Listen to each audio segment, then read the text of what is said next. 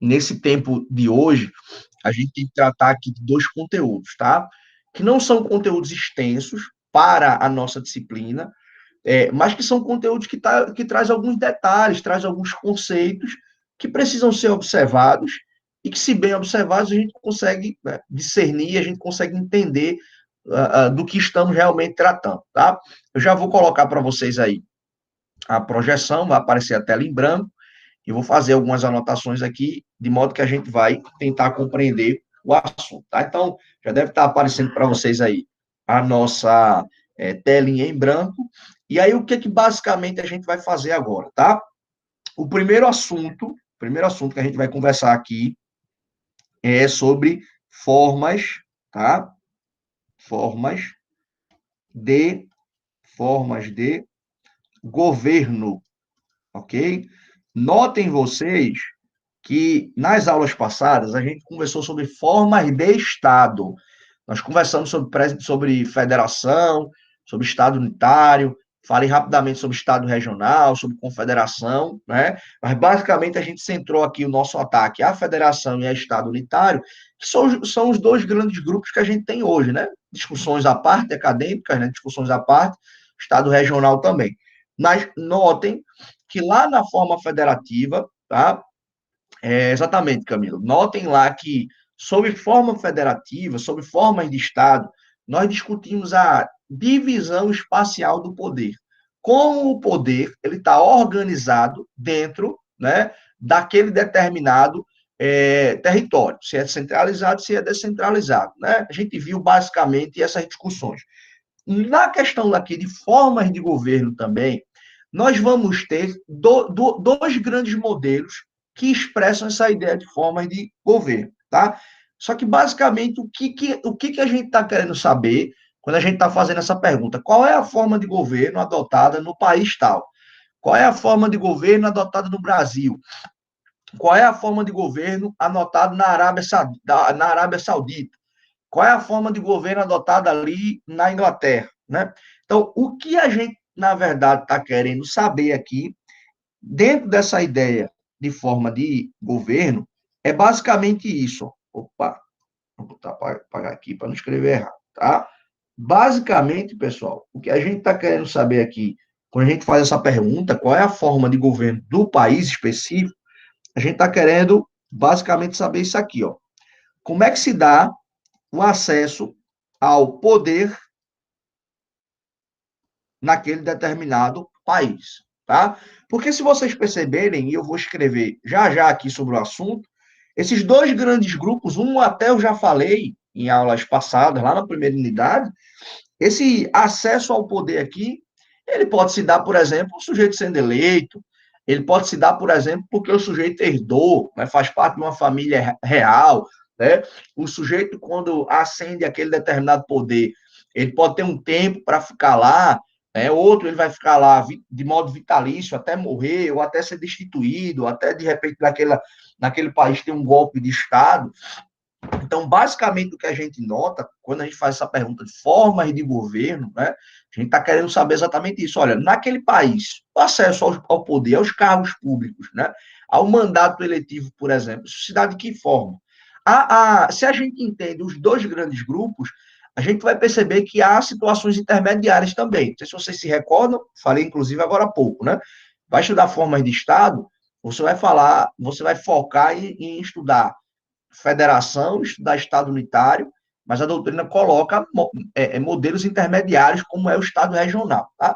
Mas aqui, por exemplo, né, quando a gente vai falar de formas de governo, a gente aborda a primeira, né, que eu já falei para vocês em aulas passadas, tá? Então, a gente vai falar aqui sobre monarquia. Quais são as características aqui da monarquia, tá? E já escreveram aqui, acho que foi João, já falou aqui sobre a outra forma de governo, a república, tá?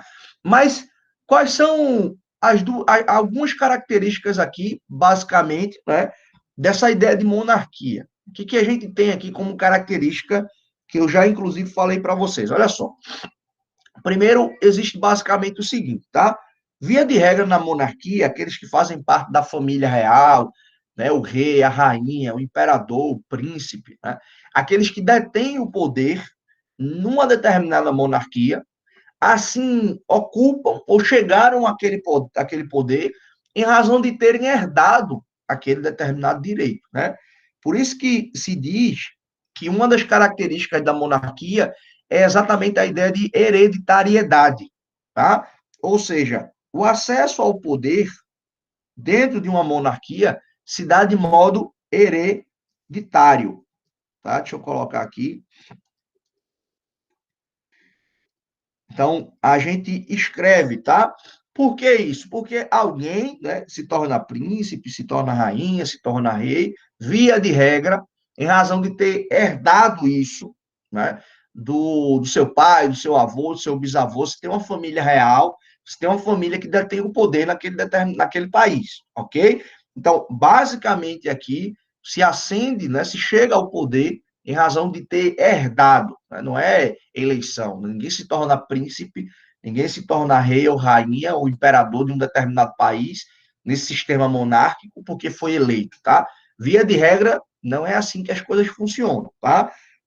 Pois bem, outra característica aqui, né, que vocês já devem relembrar, né, vocês devem ter em mente aí que eu já falei sobre isso em momento passado também, uma outra característica da monarquia é exatamente a ideia da vitaliciedade. Ou seja, quando você se torna, né, integrante aqui daquele poder, porque você herdou isso, né, porque você passou a ter aquela situação, aquela condição de deter o poder naquele determinado país, que é uma monarquia, você vai ocupar aquele poder de modo vitalício. O que é essa vitaliciedade aqui, basicamente? É você ocupar, estar naquela condição de detentor do poder por tempo indeterminado. O rei ou a rainha, né? Só vai deixar de ser rei, só vai deixar de ser rainha se ele morrer, né? Se de repente houver ali um golpe de Estado e mudar aquele grupo que vai tomar conta do poder naquele determinado Estado, naquele determinado país, não é? Então, via de regra, não existe um prazo para aqueles que ocupam poder dentro de uma determinada monarquia.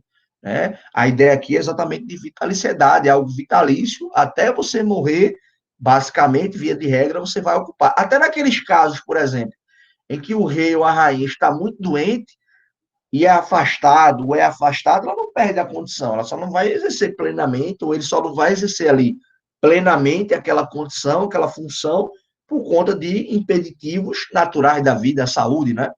A idade chegou e não se consegue mais desenvolver aquela atividade. Mas isso é uma característica. Que quando você tem ali o poder dentro de uma monarquia, você não vai perder aquele poder pelo decurso do tempo, ok? Então, hereditariedade, vitaliciedade, e uma outra característica também que eu já falei para vocês, né? No caso aqui da monarquia, é exatamente a ideia de quê? De irresponsabilidade. Tá? Isso aqui é muito importante, eu quero que vocês prestem atenção aqui, tá? Irresponsabilidade. Deixa eu escrever aqui e a gente vai poder observar. Olha só, em aulas passadas eu cheguei a falar para vocês basicamente sobre uma previsão bem interessante na Constituição do Império, né, aqui no Brasil, da nossa Constituição Imperial de 1824. O que eu falei para vocês? Eu disse, olha, a Constituição de 1824, ela estabelecia modos de responsabilização política dos auxiliares do rei, né, dos auxiliares do imperador, para ser mais técnico. Ou seja, os secretários de Estado, né, os deputados, os senadores, aqueles que de alguma forma faziam parte da administração imperial. Agora, o rei, a figura do imperador, na verdade, né, ele era irresponsável do ponto de vista político. Não havia no país nenhum tipo de mecanismo de responsabilização do imperador. E isso é uma característica da monarquia, né? Essa ideia de irresponsabilidade de quem detém o poder. Se for notar direitinho, né, e aqui, mesmo sem a gente saber o real significado, mas você pode puxar pela memória. Não existe situação, por exemplo, do imperador, do rei, da rainha sofrer impeachment, sofrer um voto de desconfiança, ser destituído porque o país está ruim, porque a economia do país está ruim. Isso não existe, né, em sistemas monárquicos, principalmente porque, né, a gente, quando fala de monarquia, embora hoje ainda existam, né, países que adotam a monarquia como forma de governo, óbvio que de uma forma bem mais temperada do que eram as monarquias ali na Idade Moderna, né? Basicamente, a gente ainda trabalha com essa característica da ideia de irresponsabilidade. Via de regra, do detentor do poder, não existe nenhum mecanismo para que ele seja responsabilizado. Tá? Então, é preciso que a gente note que, em linhas gerais, se chega ao poder porque se herda aquela condição, o sujeito ele vai ficar naquela condição detendo o poder até a sua morte, via de regra, e também, por mais que de repente o país esteja ruim do ponto de vista econômico, do ponto de vista social, né, do ponto de vista ali de oferecimento de boas condições para a vida em sociedade, ainda assim, tecnicamente, não existiria, né?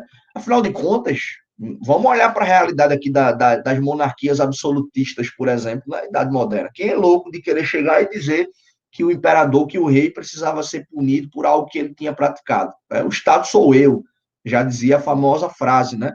Então, a ideia do poder, ela estava, de fato, confundida a partir da figura pessoal daquele que detinha o poder. Então, é natural que essas aqui sejam, de fato, as características, não é, de uma monarquia.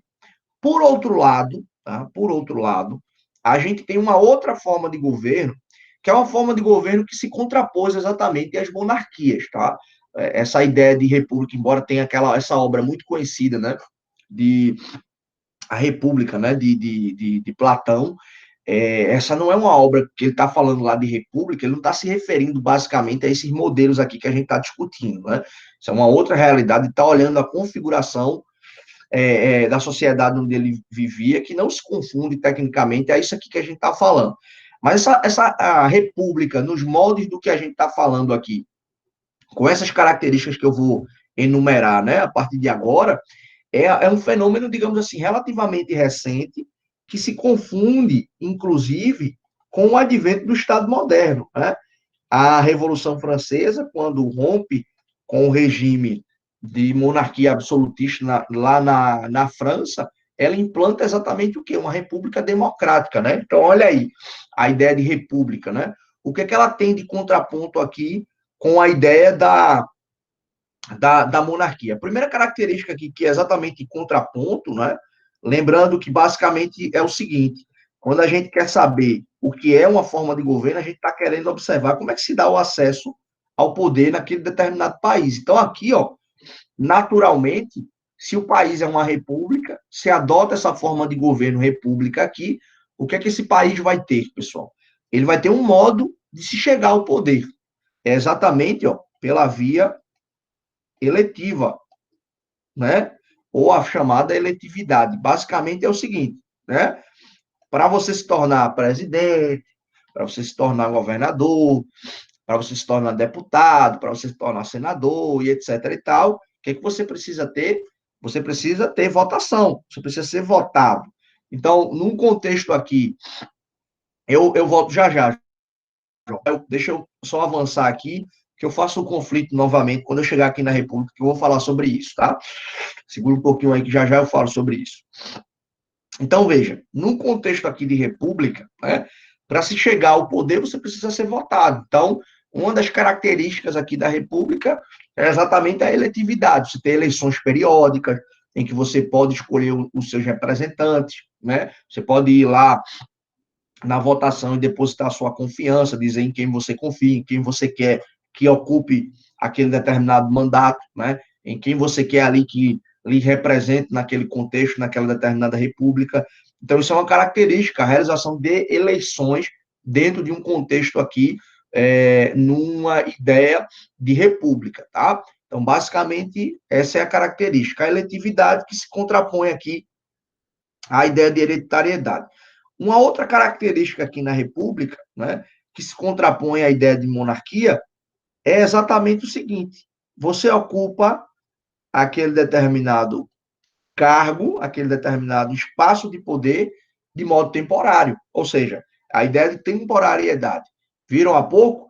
O que é que a monarquia impõe para a gente de característica? Ela diz que Enquanto o sujeito estiver vivo ali, ele vai ser vitalício naquele determinado cargo. Mas na República, não. Né? Na República, o que é que a gente entende na República? Quando você tem votação, quando você pode escolher alguém, os mandatos, eles são o quê? Temporários.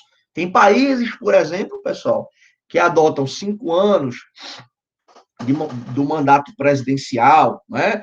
Tem países que adotam 4 anos, admitida uma reeleição, tem países que admitem reeleições indefinidas. Isso é até muito discutido no mundo afora, né? Se essa questão de reeleição indefinida seria compatível realmente com a ideia de república, porque, de certa forma, você possibilita uma espécie de perpetuação do poder, né? Então, a alternância, se fala muito isso, não sei se vocês já ouviram, durante o tempo que a gente teve aqui no Brasil, essa polarização PSDB e PT, né? Sem uma suposta terceira via, seja à esquerda ou à direita, né? Mais candidatos e candidatas diferentes, né? Dessa polarização que durante muito tempo houve no Brasil, PT e PSDB, se falava muito disso, né? Olha, tem que ter uma outra via para que haja alternância de poder, isso é característica da ideia republicana. É porque essa questão da gente visualizar aqui o caráter temporário de um mandato é exatamente permitir que, durante aquela ideia periódica de realização de eleições, você, eleitor, eu, eleitor, né, você, eleitora, se estiver insatisfeito com o trabalho de um determinado político, não renovar o mandato dele, não depositar mais a sua confiança. Né? Então, tecnicamente, essa ideia também de alternância, né, essa ideia de periodicamente o povo ser chamado às urnas para escolher, para renovar o mandato de alguém ou para tirar alguém do poder, isso faz parte, isso é natural aqui da República, né? Por isso que a gente sempre brinca, qualquer tipo de alteração, brinca não, a gente fala sério, mas qualquer tipo de alteração constitucional que imponha a possibilidade de uma perpetuação do poder, isso vai de encontro, né, ao modelo de república, essa ideia aqui de um caráter temporário de poder. Né? Se critica muito gente que faz carreira na política, né, gente que está aí há 20 anos, há 25 anos, sendo deputado, sendo senador, né, gente que construiu literalmente a vida, né, a carreira na vida política, então se discute muito. Mas aí é uma questão também que ela é muito de país para país, tá? Vejam aqui no Brasil. Aqui no Brasil é o seguinte, quando a Constituição de 88, por exemplo, ela foi promulgada, o mandato de presidente era de 5 anos, e não se admitia uma reeleição. Ou seja, você era ali, você era eleito, tinha um mandato de 5 anos, você não podia ser reeleito, né? O que é que aconteceu? Na eleição de 94, Fernando Henrique foi eleito para um mandato, né? Naquele ano ali houve uma revisão constitucional, aliás, um ano antes, houve uma revisão constitucional em que se diminuiu o tempo de mandato do presidente para 4 anos, e aí no final do primeiro mandato de Fernando Henrique Cardoso foi aprovada uma emenda no Brasil para admitir a reeleição, né? Isso é discutido, tem vários livros, inclusive, sobre o assunto, falando desse período que houve compra de votos, né? Enfim, tem um debate ainda político muito forte dessa época, porque a Constituição, inicialmente, ela não admitia a reeleição. Isso foi um debate muito grande, inclusive, na Constituinte, né? Tinha muita gente que queria o parlamentarismo, tinha gente que queria o presidencialismo, e aí esse debate, esse vai e vem de presidencialismo e de parlamentarismo, estabeleceram um mandato de 5 anos sem reeleição. E aí depois isso foi modificado, né? E aí veja que o modelo brasileiro é diferente. Por quê? Porque no Brasil, o candidato, ele não pode ter mais de uma reeleição. Então, vamos usar o exemplo de Lula aqui. Lula foi 2 vezes presidente da República e agora um potencial candidato para 2022. Ele pode ser eleito e pode voltar a ser presidente do país? Pode, porque a Constituição apenas proíbe mais de uma reeleição consecutiva, mas ele pode ser reeleito, né? Ele pode ser eleito novamente para um terceiro mandato, desde que não seja consecutivo. Se você vai olhar nos Estados Unidos, por exemplo, não se permite, a Constituição proíbe que aquele que foi presidente que tenha um terceiro mandato, ainda que numa candidatura depois de muito tempo. Veja, nenhum presidente dos Estados Unidos, ele teve um terceiro mandato. Por quê? Porque a Constituição deles proíbe. Se você, Barack Obama, se hoje quisesse ser candidato a presidente dos Estados Unidos, poderia? Não. Por quê? Porque ele teve 2 mandatos, né? Clinton, Bush, e assim sucessivamente, né? O caso do Trump, não. O Trump teve apenas um mandato, foi sucedido agora por John Biden e Kamala Harris. Numa futura eleição americana, ele pode se candidatar novamente? Pode, porque ele só teve um mandato, tá? Então, é muito aí. Perdão, pessoal. É muito do sistema que pode adotar a permissão ou não, tá? O que a gente tem notado, né, depois eu vou até mostrar esse livro aqui para vocês, o que a gente tem notado é que os países geralmente adotam esse padrão, tá? Admitida uma única reeleição. Quando você tem aí possibilidade de 3 mandatos consecutivos, como é a Rússia, como foi aqui, isso gerou uma crise muito grande na Bolívia, né? Sucessivas interpretações de que Evo Morales poderia continuar no poder, de que a Constituição autorizava. Evo ficou aí quase 2 décadas no poder, né? Então, o padrão aí das repúblicas contemporâneas que tem se estabelecido exatamente 2 mandatos e nada mais do que isso, tá? Mas, como estava dizendo, isso é uma questão aí que é cada modelo, cada estado quem vai estabelecer as suas questões relacionadas a mandato, tá? Vamos lá. Uma outra característica aqui, pessoal, que é importante também, e aí volto, João, a essa sua pergunta, que Camila até fez um comentário aqui, é basicamente você não ser responsabilizado caso o país esteja passando por uma crise, por uma fase ruim, não importa, você continua no poder. Nesse caminho, tá? Mas olha só, uma questão aqui muito importante, tá? É a ideia aqui, ó, de responsabilidade, tá? O que é essa ideia de responsabilidade aqui, fazendo o cotejo, fazendo a discussão com a respectiva ideia de monarquia, tá? Qual é o cotejo aqui? Olha só, o que a gente estava falando. Você não tem notícias, tá? Você não tem notícias, nem eu tenho notícias, de nenhuma punição que o imperador brasileiro tenha recebido durante o período do Brasil Imperial, né? De 22 até 89 do século XIX. A gente não tem nenhuma notícia, né? A gente não tem nenhuma notícia, por exemplo, de qualquer punição política, veja, punição política, tá? Eu não estou falando que eu ia usar o exemplo da Inglaterra agora, você pode dizer, mas eu lembro de um príncipe que foi punido, que recebeu tal punição, tal sanção, veja. A família quem aplicou a punição dele, não o parlamento, não a sociedade, não o poder político como um todo, tá? Mas a ideia de monarquia aqui é a ideia de aquele que detém o poder não ser destituído, por exemplo, a economia está ruim, tá? O país está passando por uma crise de fome, uma crise de abastecimento de água, né? Sofreu catástrofes naturais e o poder público lá não está conseguindo resolver os problemas. Tá, beleza. Um sistema de monarquia, como o poder está todo concentrado nas mãos do monarca, né, não tem nenhum meio de você poder responsabilizá-lo, porque é ele quem responsabiliza, o Estado é ele, o poder é ele. Né? Num contexto aqui de república, não. O sistema republicano, né, lembra daquela famosa ideia, porque se diz muito aqui, né? Quando você divide a palavra república, você extrai alguns radicais aqui do latim que traz essa ideia, né? Res pública. O que é isso aqui? Res, coisa, e pública, naturalmente, pública. Então, dentro de uma república, né, aquilo que a gente chama de patrimônio público, de fato é um patrimônio, a coisa é pública, não existe um único dono.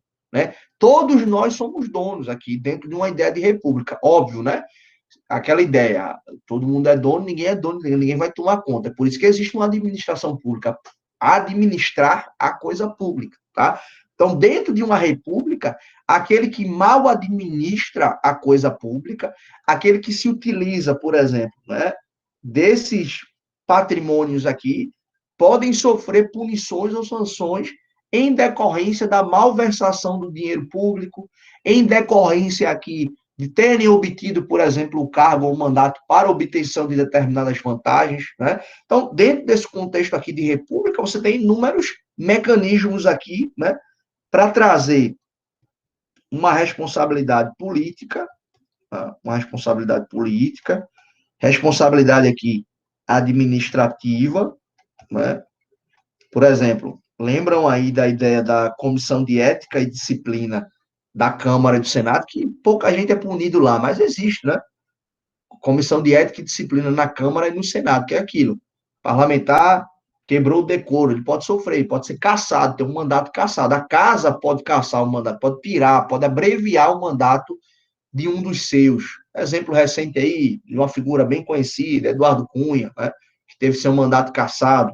Então, num contexto de república, há vários instrumentos, tanto do ponto de vista político, né, quanto do ponto de vista aqui, por exemplo, penal, tá? E também do ponto de vista administrativo, daquele que eventualmente, né, mal administra a coisa pública, né, usa do seu cargo ali, usa do seu mandato para obter vantagens, ele pode ter aqui, ó, a possibilidade de responsabilização em decorrência dessa má administração, ok?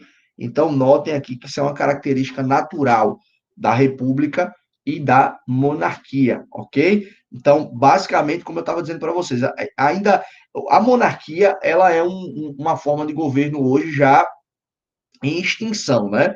Não são tantos mais os países que adotam a monarquia como sua forma de governo, tá? Você tem aí tradições, países históricos, como a Inglaterra, né, como a Espanha, alguns países ali do Oriente Médio, mas via de regra, a gente adota aqui, né, a gente encontra os países republicanos, cada um com a sua característica, né?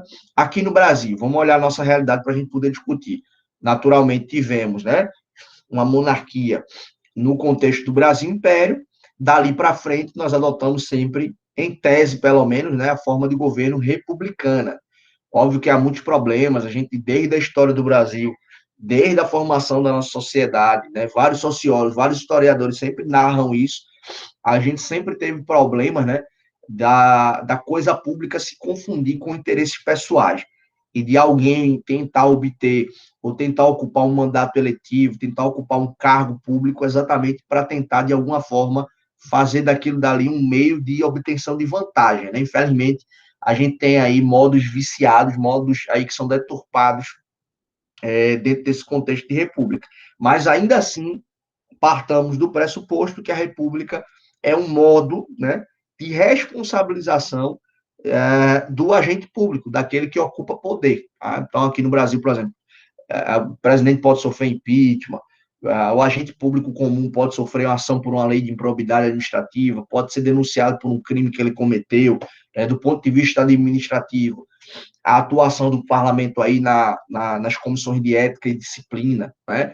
Então, vejam que o país, quando a gente está falando aqui de adoção de uma república, dispõe, né, de mecanismos que, ora, são mecanismos mais robustos, ora, são menos robustos, mas a verdade é que dentro de uma república, né, a gente tem cada país com sua característica. Tem um livro muito bom, que é aquele livro, não sei se vocês já viram algumas matérias de um juiz que ele vai para o fórum, né, vai trabalhar de bicicleta, né? Não sei se vocês já ouviram falar sobre esse livro. Deixa eu colocar ele aqui um link da Amazon no chat, mas se vocês quiserem dar uma olhada depois, né, quiserem ler sobre o assunto. Muita gente usa a Suécia como um grande exemplo aí de república, né? Trata o agente público como um cidadão comum, sem muitos privilégios, sem muitas prerrogativas. Tem aí, ó, o livro da Cláudia Wallen, né, um país sem excelências e mordomias. Aí fala isso sobre como é o sistema político, sobre como os países, a Suécia especificamente trata os seus agentes públicos, né? Em termos de remuneração, em termos de prerrogativas, enfim, tem uma discussão interessante, né? Sobre a República lá na Suécia.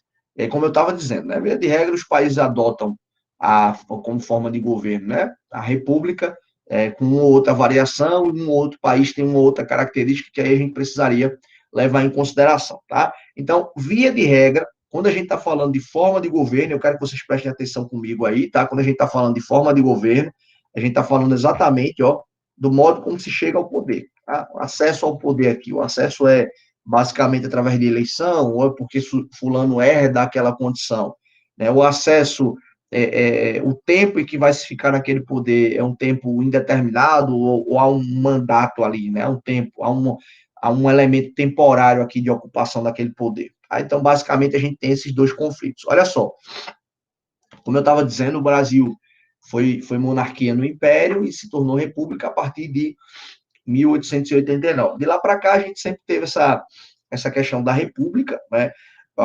No início da década de 90, não sei se vocês leram isso em livros, né? Ou de repente tem alguém mais velho aqui, que eu acredito que não, que lembre-se disso, né?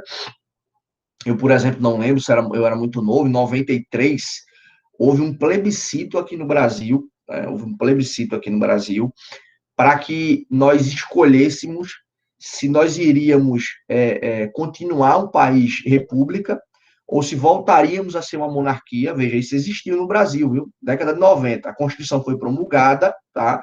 Havia uma discussão se o país seria presidencialista, seria parlamentarista, eu falei há pouco para vocês, e ainda que de modo minoritário, mas tinha gente que falava da possibilidade de retorno para a monarquia, porque a monarquia traria um pouco mais de estabilidade política para o Brasil e etc.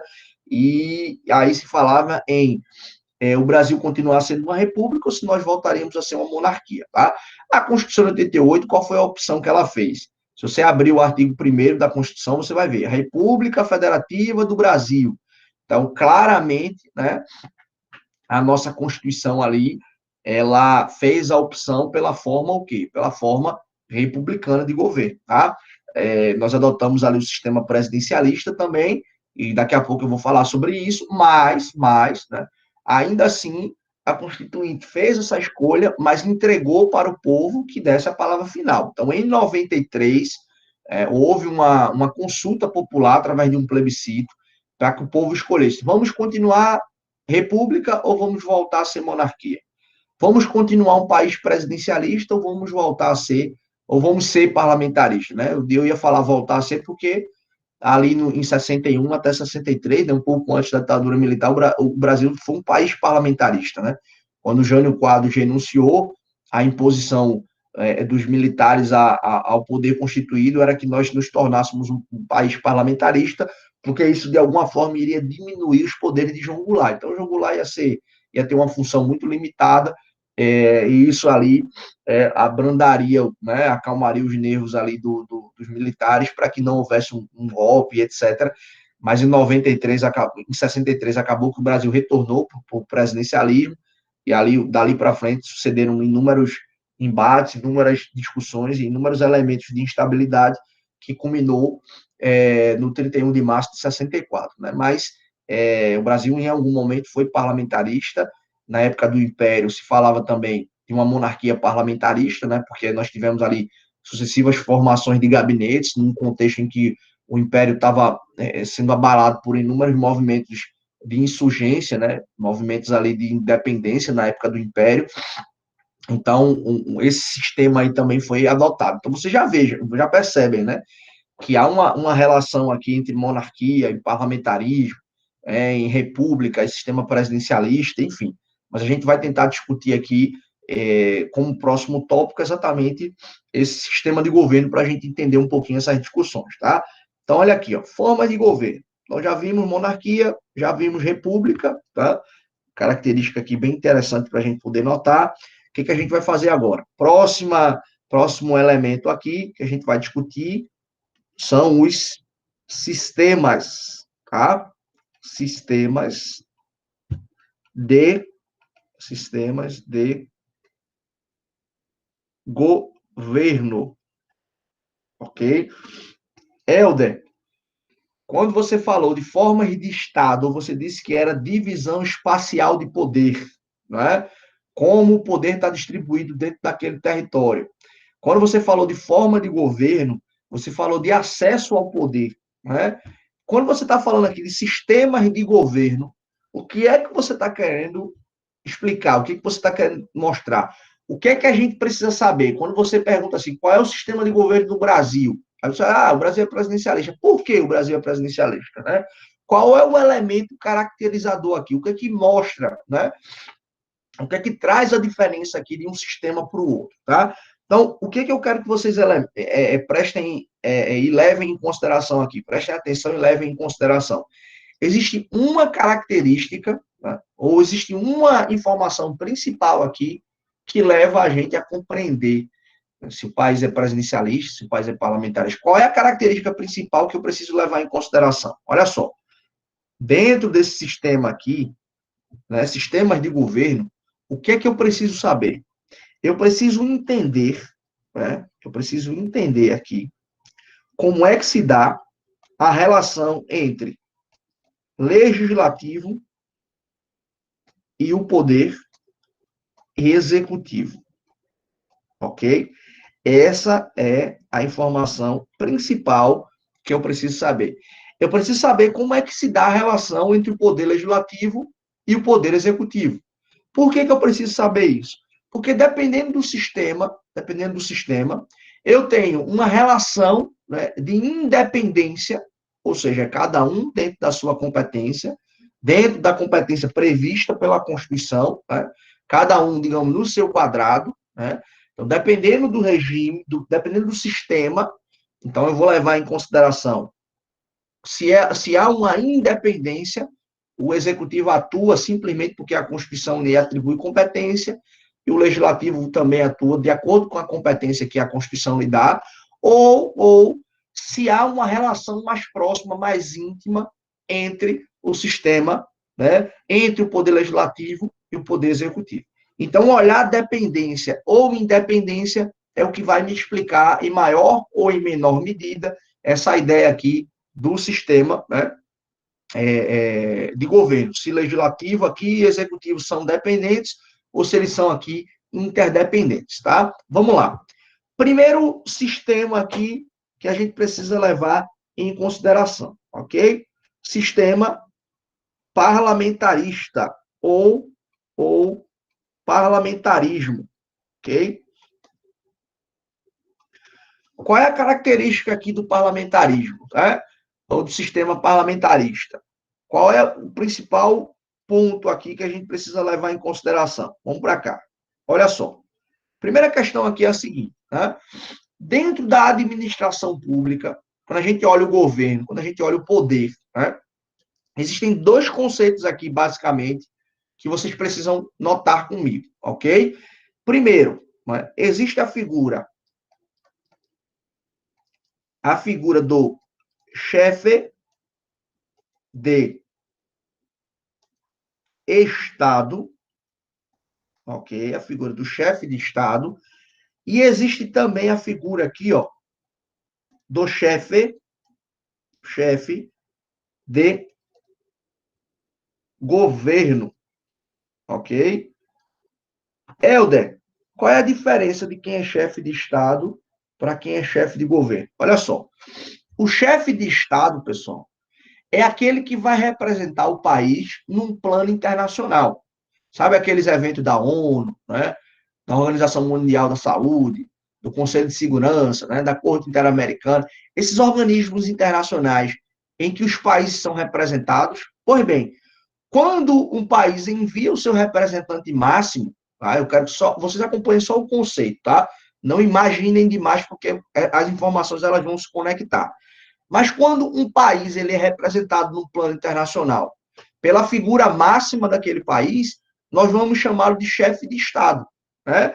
Então, o chefe de Estado aqui é aquele que representa o país do ponto de vista internacional. Ou como alguns livros vão falar, né, do ponto de vista externo, tá? Então, o chefe de Estado é aquele que vai representar o país no plano internacional. O chefe de governo, pessoal, por sua vez, né, o chefe de governo, por sua vez, ele atua do ponto de vista interno. É aquele que vai esquentar a cabeça, é aquele que vai formular as políticas públicas, é aquele que vai tomar as medidas necessárias para que a administração pública ela seja conduzida, né? O famoso chefe da administração do ponto de vista interno, tá? Então, a primeira questão aqui que eu quero que vocês percebam é exatamente essa, né? Existe o chefe de governo e existe o chefe de Estado, né? Que no presidencialismo também vai existir, mas com uma peculiaridade, tá? Que já já a gente vai falar. Mas olha só, no parlamentarismo aqui, uma pessoa, uma figura vai ocupar a chefia de Estado e uma figura vai ocupar o quê? A chefia de governo, ok? Aí você pode estar me perguntando, Helder, quem é o chefe de Estado numa monarquia? E quem é o chefe de governo numa determinada monarquia? Alguém arrisca aí, pessoal? Alguém faz ideia? Quem é que é o chefe de governo dentro de um parlamentarismo, dentro do sistema parlamentarista? E quem é o chefe de Estado? Olha só, deixa eu escrever aqui para vocês acompanharem comigo, tá? Olha só, o parlamentarismo, ele é compatível com esses dois sistemas de governo anteriores que a gente viu, tá? O primeiro-ministro é o rei, Douglas está dizendo aqui.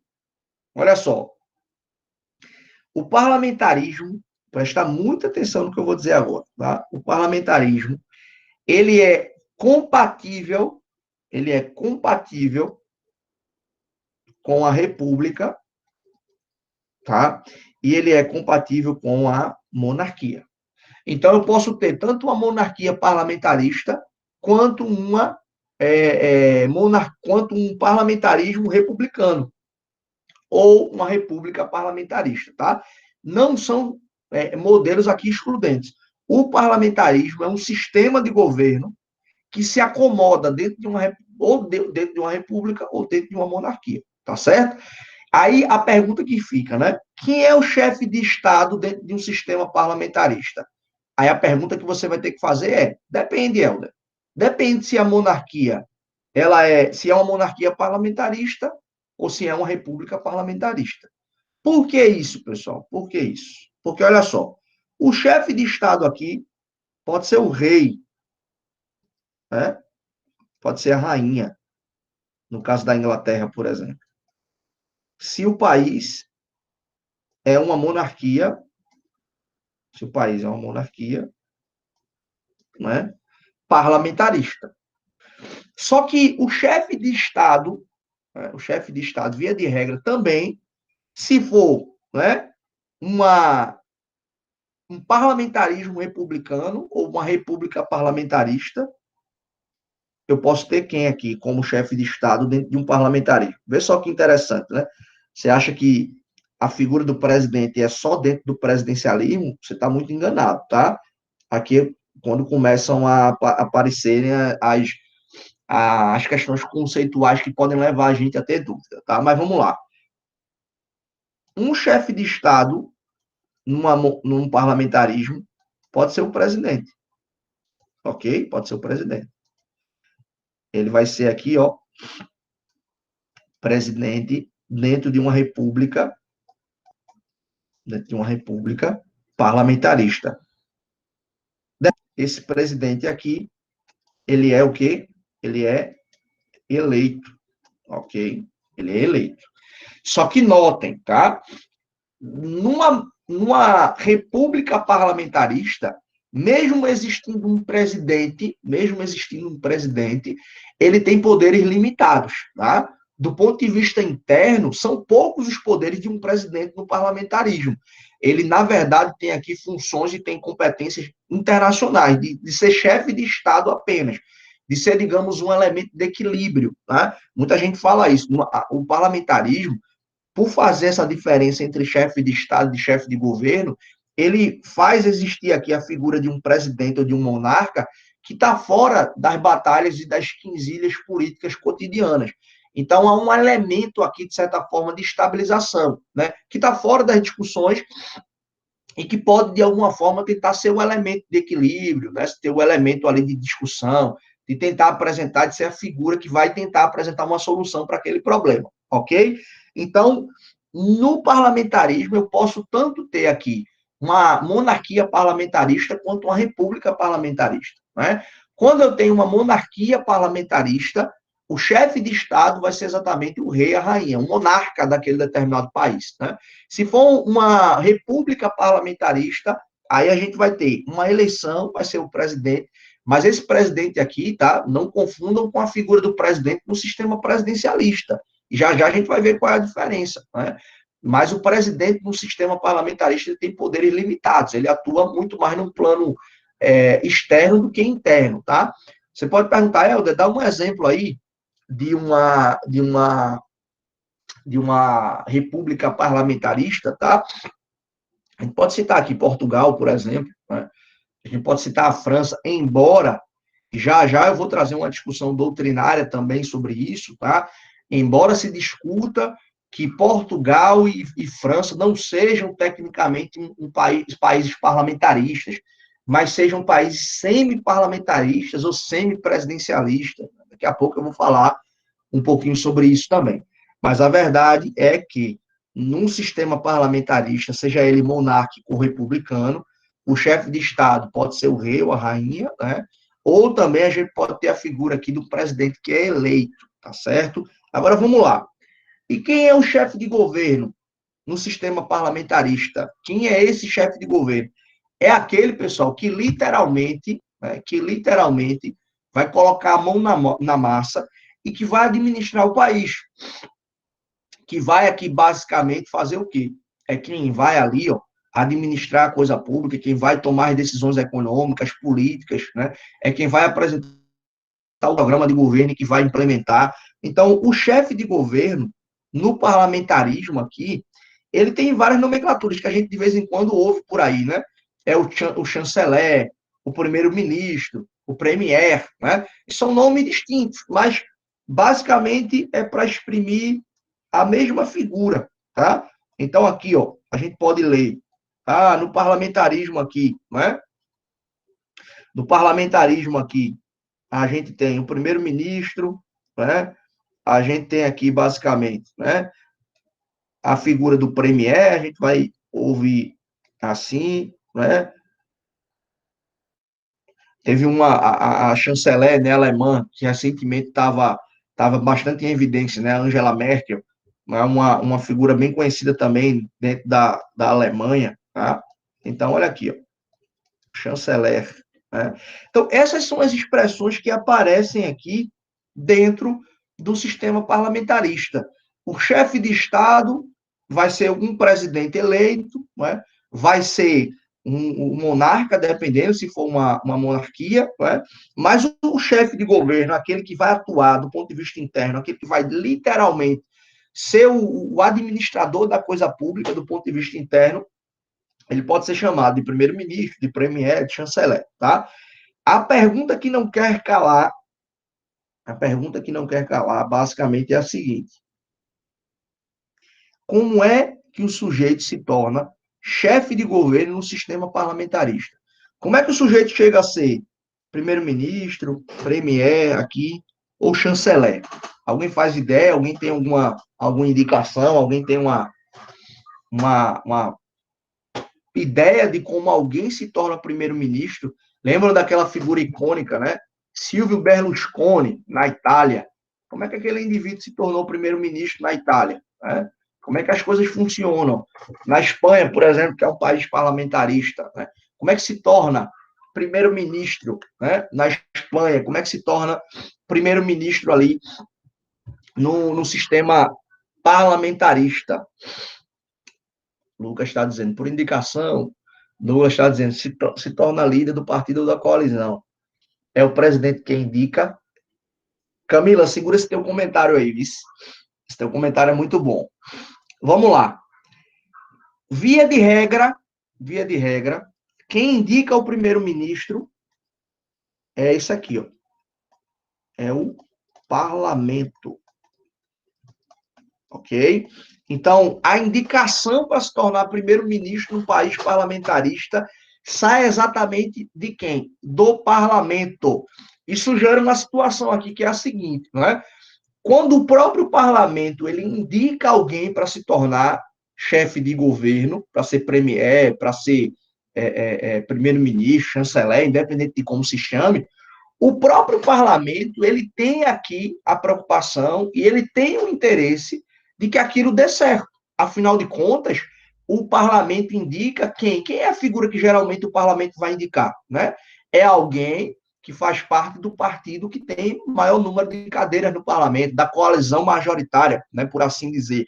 Então, no final das contas, o parlamento indica um dos seus para que assuma a chefia de governo e aí, consequentemente, acontece aquilo que eu falei há pouco para vocês, né?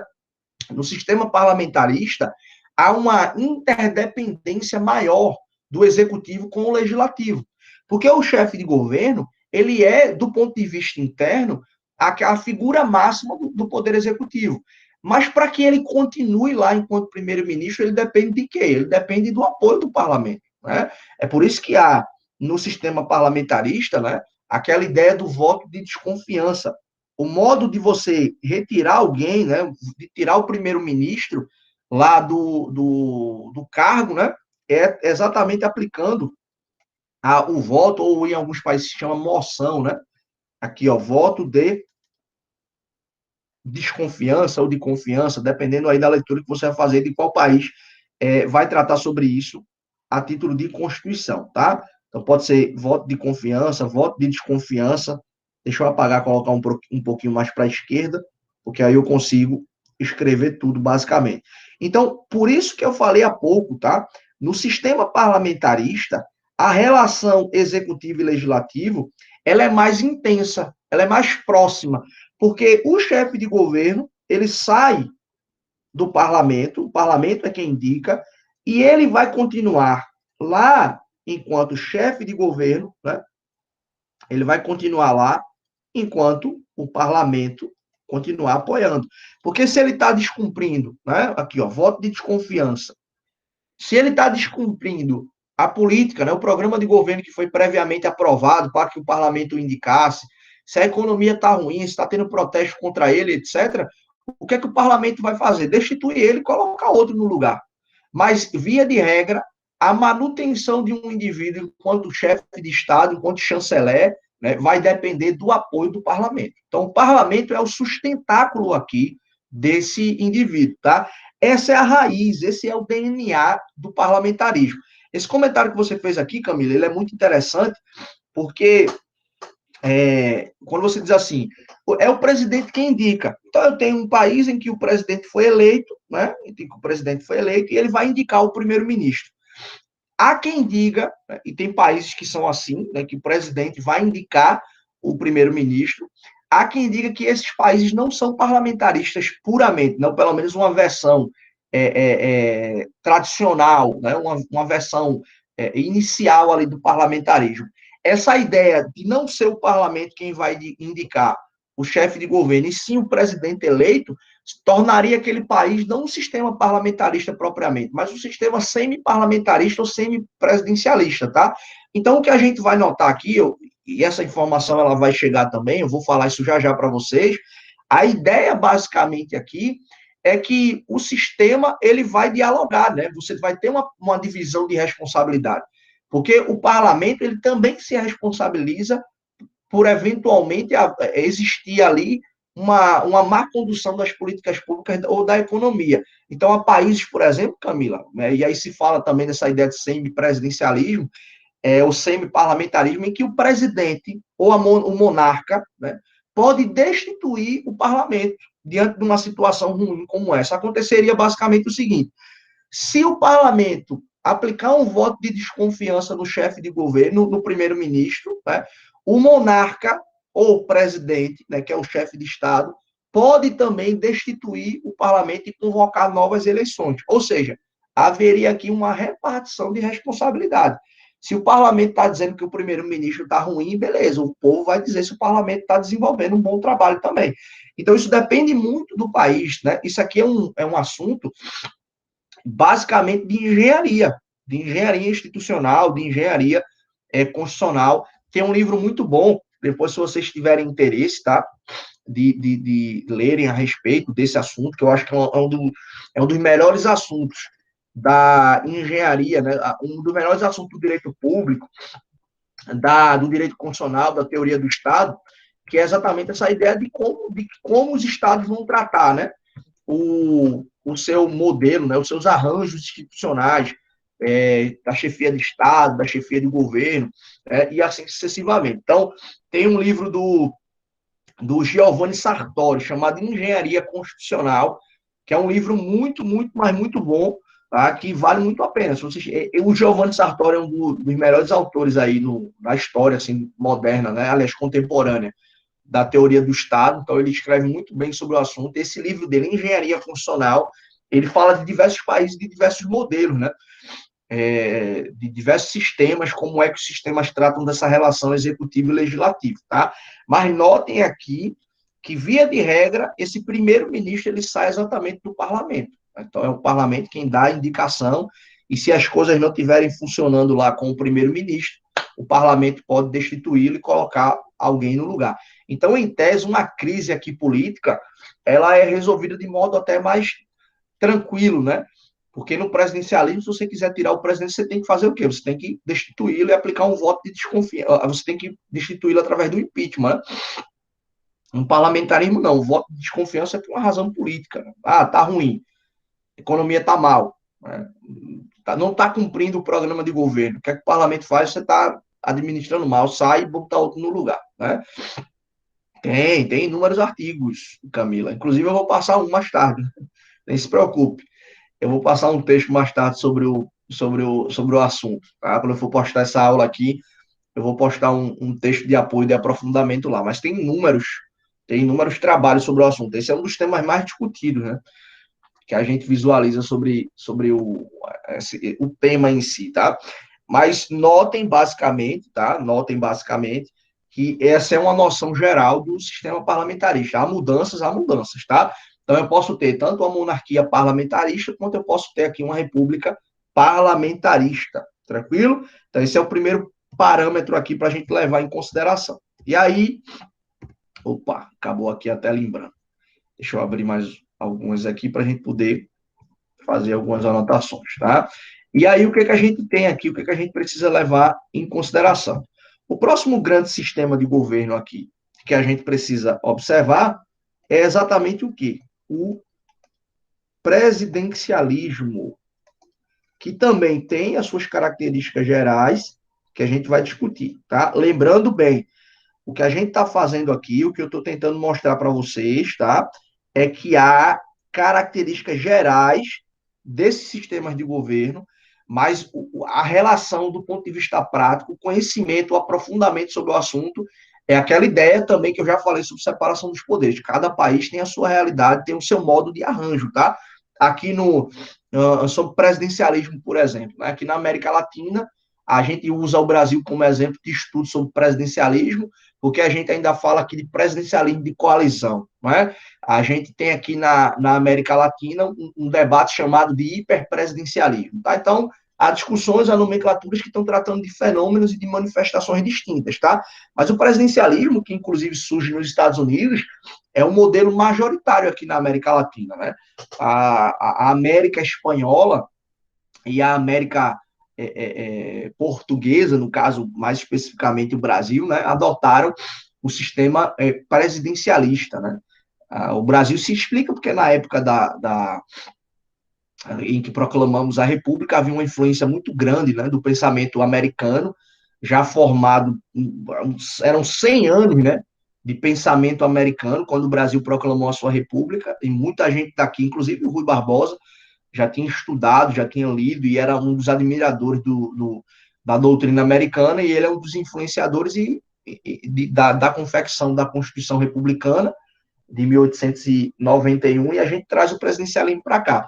Mas esse sistema presidencialista aqui, ele precisa ser levado em consideração também, porque olha só, vamos relembrar aqui que essa figura a gente precisa tocar também, né?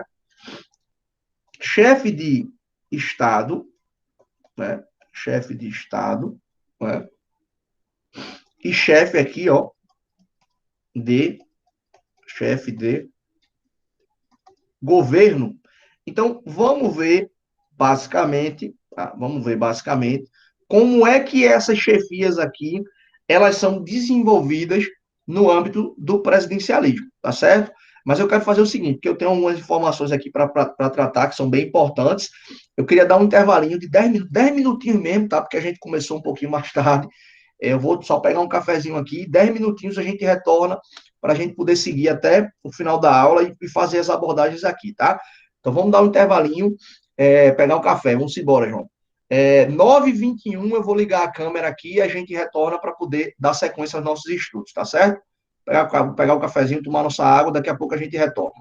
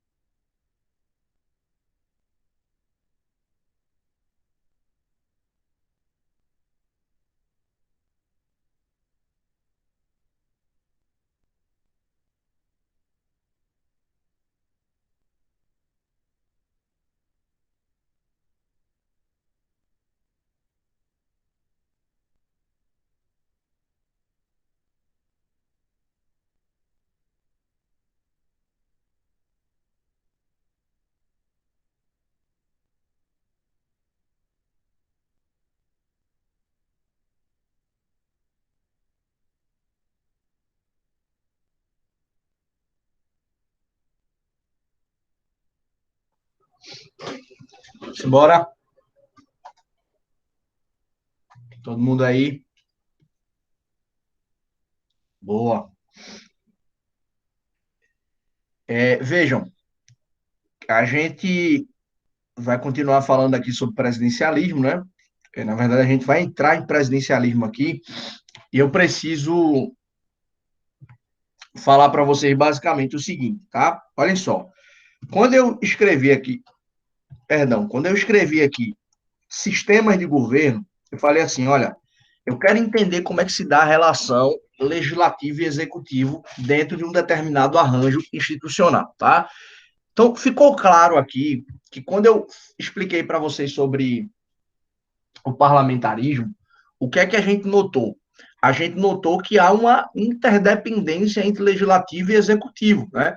O chefe de governo, que é indicado, via de regra, pela maioria parlamentar do gabinete, né? É alguém que vai continuar naquela chefia de governo enquanto ele tiver apoio do parlamento. Porque se o parlamento entender que ele está administrando mal, a roda gira, você coloca outro no lugar e a vida vai seguir, ok? Então, essa é uma característica do parlamentarismo aqui, uma maior independência, uma maior relação, muitos até chamam de uma relação de interdependência entre legislativo e executivo. Por outro lado, né, quando a gente vai olhar aqui no presidencialismo, há uma, digamos assim, uma diferença, né, muito clara aqui em relação a essa postura do legislativo e do executivo. O presidente, por exemplo, né, a figura que vai administrar ali a coisa pública, já já eu faço as diferenças aqui para vocês. Ele é alguém que, via de regra, tá? Via de regra, ele vai ocupar aquele posto ali porque ele foi eleito. Então, ele não depende do parlamento para chegar àquele determinado poder. Inclusive, para continuar o seu mandato, ele tem um mandato fixo. Para ser abreviado, aí você tem uma situação um pouco mais dificultosa para retirada, para destituição, né, do chefe do Poder Executivo, do presidente da República, porque aí isso é mediante impeachment, mas eu vou falar nos próximos minutos aqui, ok? Mas a primeira grande diferença que eu quero que vocês percebam aqui comigo, tá? No sistema presidencialista, basicamente, é que, diferentemente do parlamentarismo, né? E aqui eu quero que vocês notem a diferença, tá? Olhem aí para a tela. Diferentemente do parlamentarismo, o chefe de governo e o chefe de Estado são funções, tá? São funções aqui, chefia de Estado, chefia de governo, que são desenvolvidas aqui por uma única pessoa. Quem é que é chefe de Estado e chefe de governo ao mesmo tempo dentro do presidencialismo? É exatamente o presidente. Ele aqui, ó, quando é eleito, ele vai desenvolver as atividades de chefe de governo e de chefe de Estado. Então, não há essa diferença aqui, como há lá no sistema parlamentarista, tá? Aqui a gente escolhe um presidente, uma presidente aqui, para ser chefe de Estado e chefe de governo ao mesmo tempo. Então, o nosso presidente vai representar o país num plano internacional e vai naturalmente cuidar da administração pública, ok? Então, essa é uma primeira grande diferença aqui do presidencialismo para o parlamentarismo. Então, há uma independência maior, né, da relação executivo e legislativo. O presidente, para governar, para se tornar presidente, aqui ele não precisa dessa autorização do parlamento. Ele é eleito pelo povo, tem um mandato, né, e vai desenvolver as suas atividades. Detalhe aqui importante, tá? Detalhezinho aqui importante. O mandato aqui no presidencialismo, tá? O mandato aqui no presidencialismo é um mandato fixo. O que é isso? Há um tempo para começar e há um tempo para terminar. Foi aquilo que eu falei agora há pouco, né? Há países que admitem reeleição, há países que não admitem, há países que admitem uma, há países que o mandato dura 5 anos, que o mandato dura 4, como é o Brasil, que já foi 5, que na Constituinte se discutiu para ser 6 anos o mandato, né? Era uma das propostas lá existentes. Então, basicamente, o que a gente tem aqui é um presidencialismo, né? É um sistema em que o executivo, o presidente da República, ele é independente em relação ao legislativo. Lógico, né? Numa dinâmica cotidiana, o chefe do Poder Executivo ele demanda muito ali de que suas iniciativas legislativas sejam aprovadas pelo parlamento, ele demanda muito que as suas políticas públicas sejam autorizadas e sejam aprovadas no âmbito do parlamento, mas, via de regra, ele desenvolve a sua atividade sem essa dependência. É uma dependência institucional, não é uma dependência de que ele só vai continuar no poder se tiver ali o apoio do parlamento, se as coisas estiverem ruins, vão tirar, como é lá no sistema parlamentarista, através de um voto de confiança. Aqui, inclusive, pelo fato do mandato, né? Pelo fato do mandato ser fixo, ter data para começar e ter data para terminar, eventual abreviação do ponto ali do presidente, tá? Vai demandar a existência de quê? De crime de responsabilidade, ok? Uma conduta muito grave que o presidente praticou, que atenta contra a Constituição do país, que atenta contra as instituições, é uma tentativa de golpe de Estado, por exemplo, etc. Tá? Então, esse crime de responsabilidade, ele vai levar ao que nós chamamos de impeachment, ok? Então, aqui, o fundamento para o impeachment é a existência de um crime de responsabilidade, que, dependendo do país, vai estar genericamente previsto na Constituição, vai ter uma lei específica tratando sobre o assunto, como é o caso do Brasil, né? Mas, via de regra, a destituição do presidente aqui, pessoal, no sistema presidencialista, é muito mais traumático do que é no parlamentarismo, né? Lembram vocês aqui basicamente o seguinte: no parlamentarismo, o chefe de governo ele vai permanecer naquela função enquanto ele tiver apoio do parlamento. Se a economia está ruim, se o povo está protestando, se o chefe de governo não está sendo fiel às políticas que ele tinha determinado no plano de governo, perdeu o apoio do parlamento, o que é que o parlamento faz? Voto de desconfiança e retira o chefe de governo, e aí o outro é alçado àquela condição, né? Então, notem aqui que isso é uma outra diferença. Primeiro, né, a primeira grande diferença aqui, no parlamentarismo, uma figura vai ser chefe de Estado, outra figura vai ser chefe de governo. No presidencialismo, não. O presidente eleito, ele vai ser chefe de Estado, vai ser chefe de governo, ok? No caso aqui, do tempo também, em que o indivíduo vai ficar ali como chefe de governo, por exemplo, né, é mandato, no caso do presidencialismo. No caso do parlamentarismo, o chefe de governo, ele continua chefe de governo até, basicamente, acontecer o quê? Até ele perder o apoio, né? Até o parlamento for modificado e uma outra coalizão for formada que vai querer colocar outra pessoa como chefe de governo. Então, em tese, aqui não existe tempo, né, para que o indivíduo ocupe aquela cadeira de chefe de governo. Não sei se vocês viram, li uma notícia ontem, preciso me aprofundar, né, porque aquela área ali é uma área muito complexa, está cheio de especialistas aí na internet, mas eu li uma matéria ontem dizendo, que a matéria dizia assim, o título da matéria: direita, centro e esquerda se unem para retirar o primeiro-ministro Netanyahu, né? Esqueci a pronúncia do nome dele lá, o primeiro-ministro de Israel. Acho que é Netanyahu o nome dele. Enfim, mas é o primeiro-ministro de Israel. Há uma formação de uma coalizão lá, e ele já está há muito tempo, né? Como primeiro-ministro em Israel. Já há a formação de uma coalizão para que ele seja destituído e que outro seja colocado no lugar, né? E aí, basicamente, isso ocorre a partir de quê? Se ele perder o apoio do parlamento, o que é que vai acontecer? Outro vai ser colocado ali na condição de primeiro-ministro, tá? Isso no parlamentarismo. Numa lógica presidencialista aqui, o que é que a gente vai ter? Para a destituição do presidente, ele vai ter que ter cometido um crime de responsabilidade, e aí o parlamento vai abreviar o seu mandato. Se vocês conseguiram perceber até aqui, né, a destituição do presidente é algo muito mais traumático do que a destituição do primeiro-ministro lá no parlamentarismo. Né? Por quê? Porque numa tacada só você leva o chefe de Estado e o chefe de governo. E, consequentemente, aquilo que leva à destituição em razão do cometimento de um crime de responsabilidade é uma conduta muito grave. Né? No parlamentarismo, não, é um elemento político ali que vai levar à destituição, perder o apoio, enfim. Às vezes, né, um primeiro-ministro é destituído, não é nem porque está havendo uma desaprovação da sociedade, é por causa de uma quinzilha política.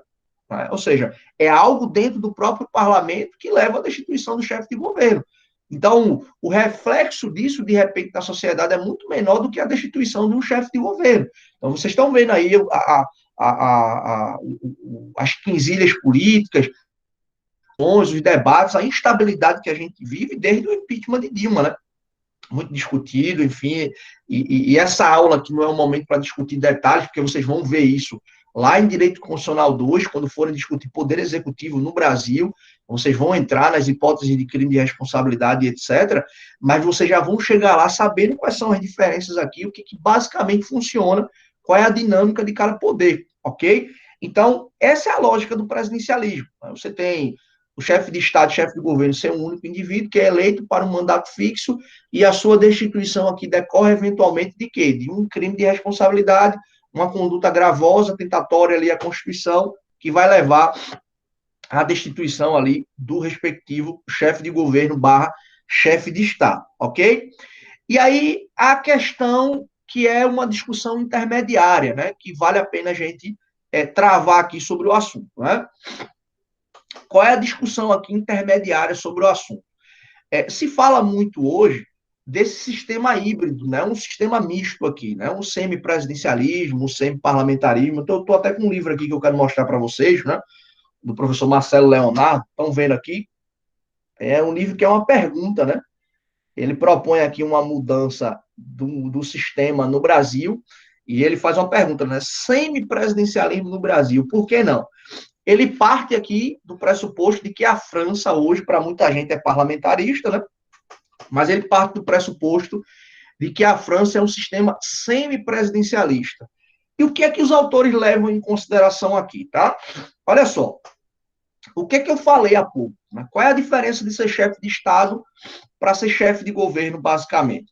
A diferença é que a chefia de Estado ela é uma função que leva a representação do país num plano internacional. Então, a celebração de tratados internacionais, a representação do país em organismos internacionais, né, na ONU, na Organização Mundial da Saúde, dentre outros organismos aí internacionais, como esses, por exemplo, João, da área econômica, né, Mercosul, BRICS e assim sucessivamente. Então, o que é que acontece? O que é que se tem notado aqui? Né? Para além dessa mera função de representação num plano internacional, né, uma função honorífica aqui, né, uma função de literalmente de apresentar o país num plano internacional, tem se percebido que alguns países, apesar de na origem serem países parlamentaristas, tem se notado que os presidentes, por exemplo, eleitos para serem chefes de Estado, têm recebido algumas competências do ponto de vista interno. Né? Por exemplo, competências para estabelecerem algumas políticas na área econômica, né? Isso não ficaria a critério do chefe de governo propriamente, do primeiro-ministro, mas do presidente eleito. Tem se estabelecido em constituições como é na França, por exemplo, né? O comando das Forças Armadas ficar para o chefe de Estado, não para o chefe de governo.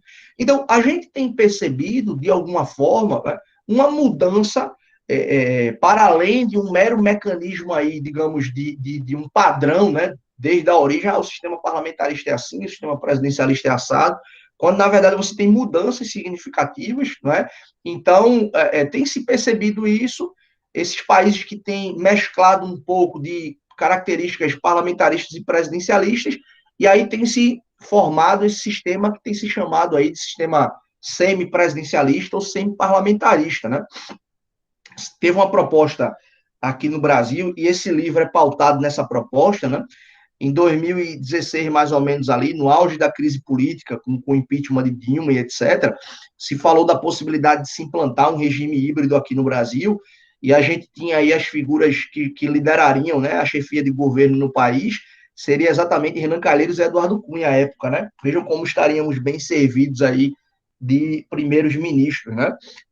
Até se debate muito isso no Brasil, há quem diga que essas crises políticas que a gente tem até hoje são crises decorrentes aí da instabilidade do nosso sistema presidencialista, e se fala que o parlamentarismo seria um sistema mais estável do que o Brasil, do que o sistema presidencialista, o que eu discordo, né? Eu concordei com isso durante muito tempo, inclusive eu escrevi sobre o assunto na minha pesquisa de mestrado, mas eu acabei mudando um pouquinho de ideia, de trazer essa afirmação, né, de dizer que o sistema parlamentarista ele é mais estável do que o sistema presidencialista, quando, na verdade, não é isso. Né?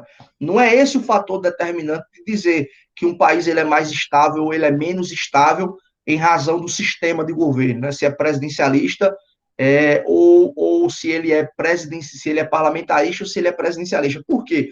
Porque isso decorre do sistema eleitoral, né? Se é pluripartidário, se ele é bipartidário, né? Isso decorre do modo de eleição, se é sistema majoritário, se é sistema proporcional, né? Isso decorre da própria extensão territorial, né? Se é um país federalista, se é um país que adota a forma de Estado unitário, né? O próprio comportamento político da sociedade diante daquelas figuras políticas.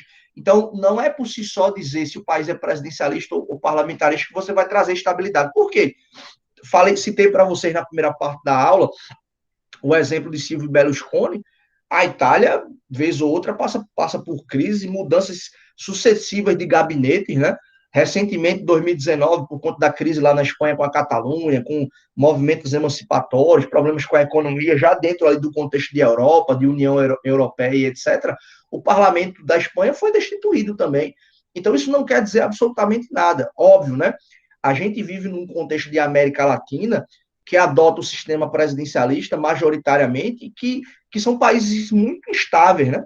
Mas a própria história, o próprio modo como a gente teve a formação aqui da nossa América também explica muita coisa. Raramente você vai encontrar países aqui presidencialistas que não viveram ciclos de ditaduras militares, por exemplo. Né?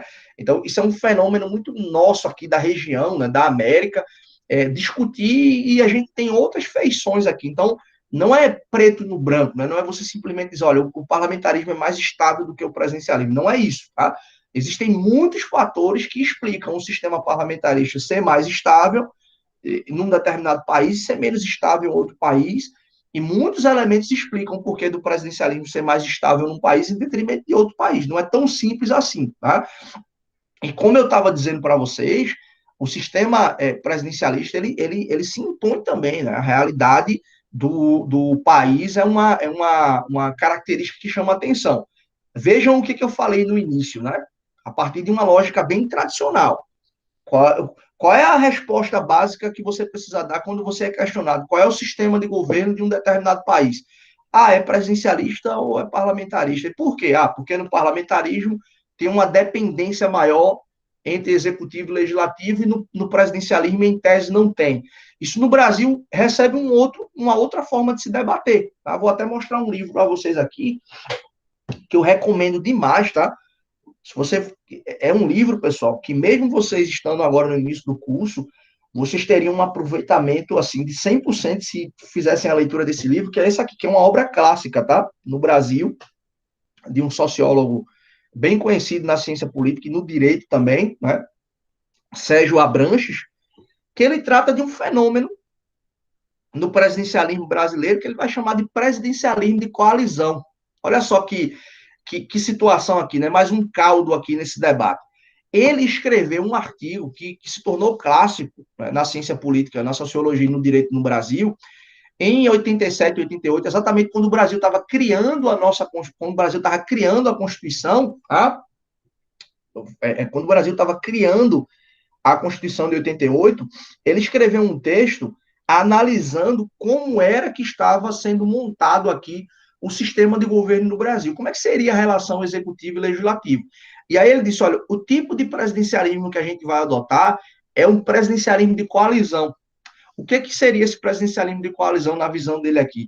Seria um modelo em que o presidente, para implementar a sua agenda de governo, para aprovar as suas iniciativas legislativas e para, de fato, conseguir levar à frente a sua agenda, ele precisaria de um apoio das coalizões que deveriam ser montadas no âmbito do parlamento.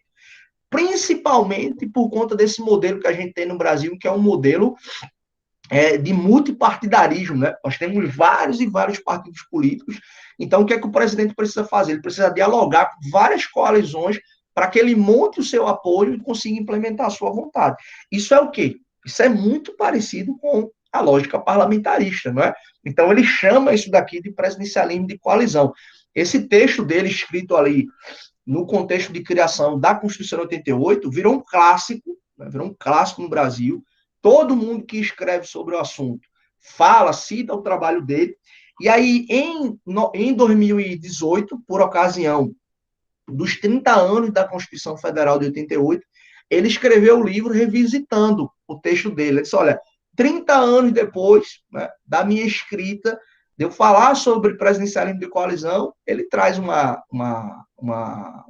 contextualização, né, e como é que isso aconteceu. É um livro, assim, muito, mas muito bom. Recomendo. Se você fosse escolher um livro, né, eu gosto nas férias ler alguma coisa que não é tecnicamente ligado ao direito. Isso aqui é ligado ao direito, mas é muito mais história, sociologia e antropologia, por assim dizer, do que propriamente direito. E vocês têm total capacidade de realizarem a leitura e de conseguirem compreender aquilo que o professor Sérgio Abranches está abordando aqui no livro dele. Se você colocar o nome dele no YouTube, vão ter várias palestras, vários debates, várias entrevistas ele discutindo o assunto, né? Podcasts, por exemplo, ele participou do Salvo Melhor Juízo, participou da Ilustríssima lá da Folha de São Paulo. Se você colocar o nome dele no Spotify também, vão aparecer várias entrevistas, várias discussões que eu acho que valem muito a pena. Um dos maiores especialistas que a gente tem no Brasil, vivo ainda, graças a Deus, né? Para a gente poder ter a oportunidade de ouvi-lo, é o Sérgio Abranches. No ano passado, inclusive, ele participou de um congresso muito bom do curso de Ciência Política da Universidade Federal de Campina Grande, e tem essa palestra dele no YouTube também, ele falando sobre presencialismo de coalizão, discutindo um pouquinho esse livro aqui. Eu recomendo demais. E aí você percebe, né? Existe esse outro tempero. O Brasil tem uma forma diferente aqui de tratar o nosso sistema, né? E aí se fala direto, se fala da necessidade do Brasil implantar um parlamentarismo, um sistema aí híbrido, né? Como forma de tentar estabilizar um pouquinho mais o sistema. E Sérgio Abrantes se explica, né? Olha, por que o sistema brasileiro é assim? O sistema brasileiro é assim porque a gente tem sistema proporcional, muitos partidos, né? Necessidade do presidente dialogar o tempo todo. Se ele não dialogar, ele fica engessado. Eu lembro que na época da eleição de Bolsonaro, né? Eu estava dando aula numa determinada instituição, e aí eu discutia, não isso aqui diretamente, eu estava discutindo um outro tema, que era sistema eleitoral, né? Discutindo aí sistema proporcional, sistema majoritário, etc. E aí um colega lá, um aluno falou, né? Disse, Bolsonaro vai quebrar um pouquinho com isso aí, não vai dialogar com ninguém. Não sei se vocês lembram, né? Campanha política, você fala tudo, você promete tudo, né? Não vai ter diálogo com velha política nem nada. E uma coisa que eu falei, eu disse, olha, ou você é ingênuo, né? Ou você está falando isso de má fé. Porque é impossível no Brasil, quem quer que seja, a direita, a esquerda, de centro, de extrema, de qualquer lado, não importa. Quem quer que assuma o poder no Brasil, ele vai precisar dialogar com o parlamento. Aí, como ele vai dialogar é outra história. Tá? Como ele vai dialogar é outra história. O próprio mecanismo, o próprio sistema, ele se desenvolveu para que, infelizmente, esse diálogo ocorresse de modo espúrio, né? Que o parlamento usasse uma moeda de troca, que era exatamente o orçamento. Olha, eu só te ajudo, só voto nesse sentido se tal emenda for liberada, se tal cargo for entregue a meu partido e assim sucessivamente, tá? Então, infelizmente, o sistema da gente se montou dessa forma. Mas é impossível, a menos que haja um golpe de Estado, a menos que você queira se você amanhã ou depois for presidente do Brasil, se você, com o sistema que a gente tem, e você quiser levar à frente uma agenda de governo, você vai precisar dialogar. Como você vai fazer isso? Não sei. Mas se você chegar no poder e não quiser dialogar, você trava. Você não vai ter absolutamente nada aprovado, porque você precisa, tá? Numa lógica de separação de poderes no Brasil, o executivo é o mais suscetível a controle. Tá? Ele sofre controle tanto do judiciário quanto do poder legislativo. Né? Então, ele vai ficar à mercê de uma atuação do parlamento, principalmente. Por quê? Porque a gente tem esse sistema chamado de presidencialismo de coalizão, tá? Que demanda esse diálogo, demanda essa conversa, essa formação de coalizões aqui do parlamento, e, portanto, o presidente e o executivo precisam dialogar, ok? Acho que se vocês fizerem a leitura do texto do Sérgio Abranches, o original, né, lá da década, final da década de 80, dá para aproveitar muita coisa também, tá? Mas recomendo que façam a leitura dos dois. Leia o texto agora, compre o livro e espere ele chegar para você poder fazer a leitura também, tá? Recomendo demais. É um dos melhores livros que eu já li sobre a teoria do Estado, sobre o direito, uma das melhores análises que você tem aqui no Brasil. É um livro que tem uma história muito grande também, ele traz um recorte teórico, histórico muito bom, e aí dá para você compreender muita coisa, tá? Recomendo demais que vocês façam a leitura. E aí vejam como a gente tem um outro elemento também, né? Presidencialismo de coalizão, semipresidencialismo, tá? Há um outro fenômeno, e aí digamos, é um fenômeno um pouco mais amplo, mas não é um fenômeno só do Brasil, mas você tem um outro fenômeno que é o chamado hiperpresidencialismo aqui na América Latina. O que é esse hiperpresidencialismo? Primeiro, os países aqui, né, na América Espanhola e o Brasil também, quando nós criamos o presidencialismo, né, nós adotamos o presidencialismo como forma de, como sistema de governo, né, nós fomos completamente influenciados do modelo original americano, né? Lembrem vocês que a inovação do sistema americano foi muito pautado, né, em relação ao sistema inglês. Então, as colônias tiveram uma relação muito difícil ali nos momentos que antecederam a declaração de independência, né? E quando se juntaram para a criação da Constituição e daquele novo Estado que seria criado a partir da Constituição americana, eles tentaram, de alguma forma, inovar, eles tentaram criar um novo sistema, né, um novo arranjo institucional que diferisse do modelo britânico. Por isso que não adotaram o parlamentarismo, adotaram o presidencialismo, né, por isso que não adotaram a monarquia, adotaram uma república. Então havia uma repulsa, pelo que o próprio poder político inglês, através da monarquia, né, através do rei e através do parlamento, fizeram com as colônias. Então, nós adotamos o sistema presidencialista. Né? Só que aquilo que nós estamos chamando de hiperpresidencialismo é basicamente o seguinte: é um fenômeno típico aqui da América Latina, que é basicamente o seguinte, né? É um juízo comparativo entre o chamado presidencialismo originário, a gênese do presidencialismo, nos Estados Unidos, e um comparativo entre as competências presidenciais. O que é que se nota aqui? Né? Por incrível que pareça, a gente nota que os presidentes na América Latina têm competências muito mais amplas e muito maiores do que as competências do presidente nos Estados Unidos. Por exemplo, você nunca viu uma notícia de que o presidente lá nos Estados Unidos expediu uma medida provisória. Aqui no Brasil tem, né, por exemplo, né, em outros países da América também. Você nunca viu lá, de modo muito mais agudo, iniciativa legislativa, o presidente apresentando um projeto de lei junto ao parlamento para que o parlamento aprove. Não existe isso nos Estados Unidos. Né? Se você fizer um comparativo, as iniciativas de lei que o presidente da República tem. Então, quando a gente faz esse juízo comparativo e observa que, por incrível que pareça, aqui na América Latina, os presidentes têm muito mais competências do que aquelas competências originárias lá do presidente dos Estados Unidos, a gente olha isso a partir do que nós chamamos de hiperpresidencialismo. Talvez, né, essa ideia, por exemplo, aqui no Brasil, de um presidencialismo de coalizão, do sistema se munir de mecanismos para controlar o executivo, surge exatamente dentro desse contexto, né? De se identificar que, em tese, o presidente ele é poderoso em comparação ao sistema originário, e que, nesse sentido, o parlamento precisaria, de alguma forma, se valer de mecanismos para tentar blindar ou para tentar, de alguma forma, frear o poder do executivo, considerando, inclusive, o histórico autoritário que a gente tem na América e assim sucessivamente. Tá? Tem um outro livro muito bom, é um autor nosso aqui, um autor pernambucano. Vocês sabem que eu valorizo demais a nossa terra e nossos autores, né? O pessoal geralmente tem uma panelinha aí, que é só ler o pessoal de fora. Não, a gente tem que ler o que estão escrevendo por aqui. Ronaldo Bastos escreveu esse livro, né, ele falando sobre o hiperpresidencialismo no contexto da América Latina, no contexto do chamado novo constitucionalismo latino-americano. Né? É um livro muito bom, é fruto da sua tese de doutorado aqui na Universidade Federal de Pernambuco, e é um livro lançado recentemente, acho que não tem nenhum ano que ele lançou, é do ano passado, 2020.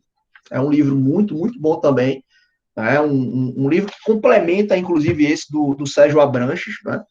Foi até bom que eles foram lançados num espaço de tempo muito, muito parecido, assim, de distância, né? não mais que 2 anos, e é um livro realmente que agrada demais, tá?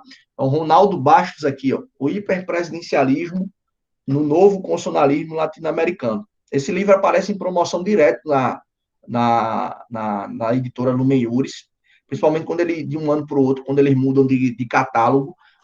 E aí, se tiverem, esse é um tema, tá, pessoal? Presidencialismo, sistema de governo, que todo mundo que acompanha a política, todo mundo que gosta do assunto, faz leituras a respeito, tá? Não é só quem é do direito público, quem vai seguir aí para o direito constitucional, para a teoria do Estado, não. Todo mundo que tem interesse, que quer entender um pouquinho o assunto, vale a pena fazer esse tipo de leitura, tá? Então, vejam que o fenômeno ele é complexo, tá? Eu mostrei rapidamente aqui 3 livros para vocês que abordam o presidencialismo ou sistema de governo de forma distinta, né? Semipresidencialismo, presidencialismo de coalizão e hiperpresidencialismo, tá? Ou seja, são manifestações aqui distintas, né?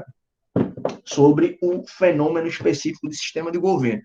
Eu estou até organizando um evento lá pela Comissão de Estudos Constitucionais da OAB, que provavelmente vai ser depois do São João, né? A gente não vai ter festa, mas vai ser depois da data do São João. Eu estou convidando uma colega que é do doutorado de Ciência Política da Federal aqui, Ana Tereza, que também pesquisa o tema, né? Mas o recorte dela é muito mais empírico, ela trata muito mais de números, etc. Mas ela faz uma pesquisa sobre presidencialismo na América Latina. A gente vai fazer um debate lá na Comissão de Estudos Constitucionais. Eu estou com vontade, inclusive, de convidar o Ronaldo Bastos também, para que os dois participem do debate. Eu não sei se eles terão disponibilidade, mas a Ana Tereza já confirmou a participação dela. E aí eu vou ver se o nosso Ronaldo Bastos aqui consegue participar. Se ele não conseguir, eu já tenho outro colega encaminhado, no doutorado lá da Federal também, Pedro, que lê sobre o assunto, também é professor de Constitucional e de Teoria do Estado, para ver se a gente consegue discutir um pouquinho mais sobre o assunto. Aí depois eu, inclusive, aviso a vocês lá no grupo, tá? Mas, olha, é um tema muito, mas muito importante, é um tema da ordem do dia, que eu acho que vale a pena vocês acompanharem aí, realizarem leituras, né, se quiserem ler sobre o assunto aí nas férias, vale muito a pena, tá? A ciência política no Brasil, ela tem uma literatura muito farta sobre o assunto. Eu tenho, inclusive, outros livros, né? Não estão aqui. Tem um livrozinho em e-book também, né? A editora da FGV tem vários livros sobre presencialismo de coalizão, que é pelo seu sistema de leitura online, tá? Vou colocar a indicação aqui também de um outro autor que discute o assunto também. Se vocês quiserem depois realizarem a leitura. É um outro autor também que se tornou clássico, né, junto com o Sérgio Abranches, o Fernando Limões, tá, cientista político também. Tem muitos trabalhos e livros, tá? Tem muitos trabalhos e livros sobre o assunto, tem muitos textos dele na, na internet. Perdão, tem muito texto dele também na internet sobre presencialismo de coalizão, tá, que eu acho que vale muito a pena vocês observarem e realizarem releituras, tá, do trabalho dele. É um autor também muito, mas muito bom, que escreve sobre o assunto, tá bom?